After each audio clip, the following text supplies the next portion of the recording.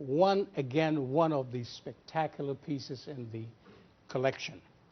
A small jug, about 12 centimeters high, but contains decorations that you cannot imagine.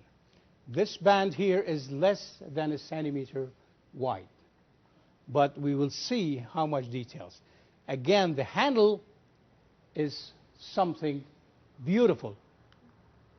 And by the way, it had a strainer and it had the ebony stopper here intact. This is the ebony stopper. Now this is the handle. One end of the handle is the head of a lion, and surprisingly, the other end is a dragon, just like what we expect sometimes from the Chinese works of art. But this is Assyrian, and we know we have dragons in the works of art of Mesopotamia, but this is one of the great examples that we have. This is the bottom of that piece. You see all the details here, archers, different kinds of animals, and here is the drawing of all the details. And the most beautiful one frieze is this one. We have Assyrian gates, Assyrian chariots, we have Assyrian hunting scenes, all just in that less than 1 centimeter wide of decoration. One beautiful thing with that child, we found this. This is a bracelet for a child with chains and rings. And people in Mosul, in Iraq, still have these as gifts for newborn children. They call them shabbahiyya. And we found a pair of those, so we believe there was one child that was buried there, and it's a beautiful. This picture I made, but I lost the original in the chaos of the museum.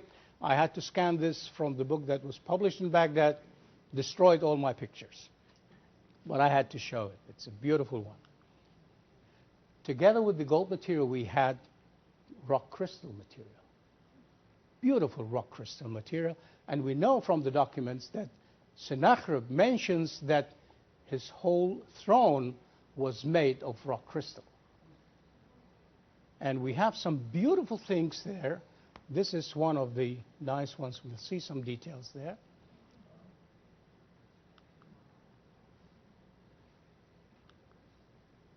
Now this one is made of two pieces. This neck and this body here, and they are joined together with this beautiful gold ring. They can move, but they are there. You cannot separate them. Now, prior to what happened in 1991, the first Gulf War, we decided to take everything and put it in the central bank because they were safer than what we had in the museum. And they stayed there from 1990 until 2003. What happened was the central bank received a missile on the lobby of the central bank. And the security precautions were done for that building. It was built by the Germans, that whatever large impact will happen to this building, the two-level of basement will be flooded immediately. So our material and huge amount of money were just in the water. So at that time, we wanted to go there, get the water, pump the water out. We had nothing. It was those very first days after the 2003 war.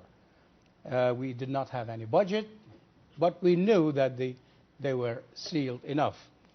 So, but who was there? National Geographic people. They said, we have money, we can pump it out for you, but we want to shoot everything. We want the exclusive. I said, okay, go ahead, do it. So they pumped the water out, and they shot everything. And this was the first day when the museum people started unwrapping the material, and as you can see, they were all soaked in water.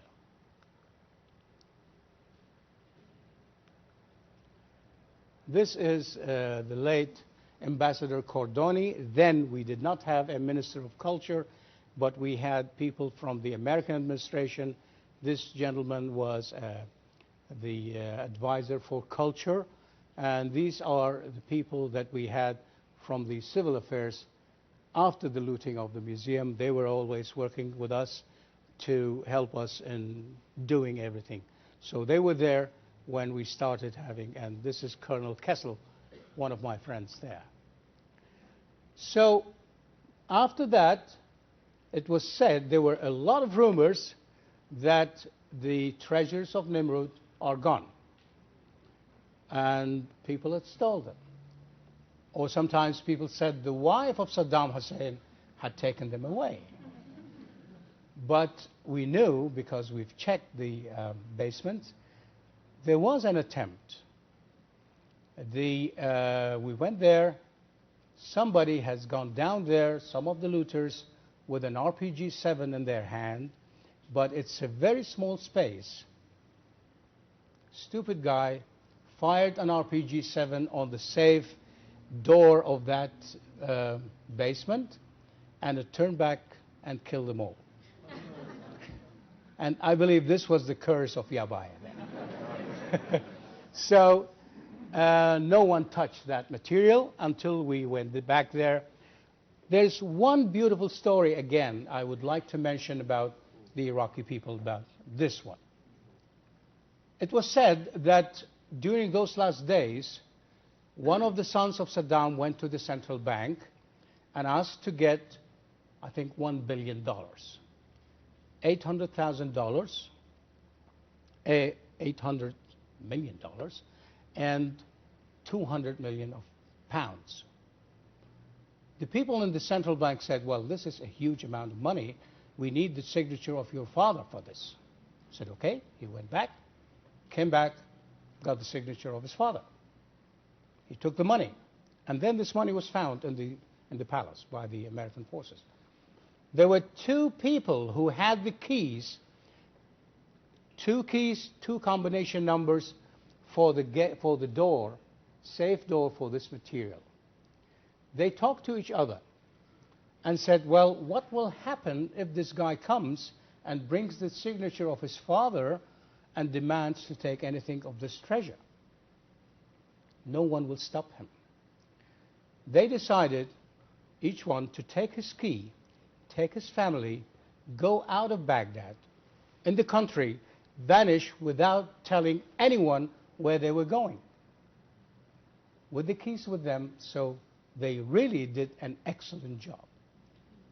After everything was settled down, they came back, and they were the ones who opened the door for us when we saw the material. So it was decided, okay, let's have the material for one show, few hours in the museum, to show that the treasure is safe enough.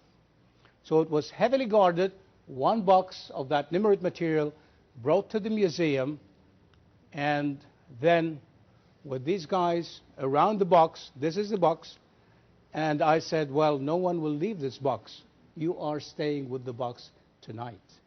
And they slept overnight with this box in one of the galleries together with 4 of the staff of the museum until the next morning.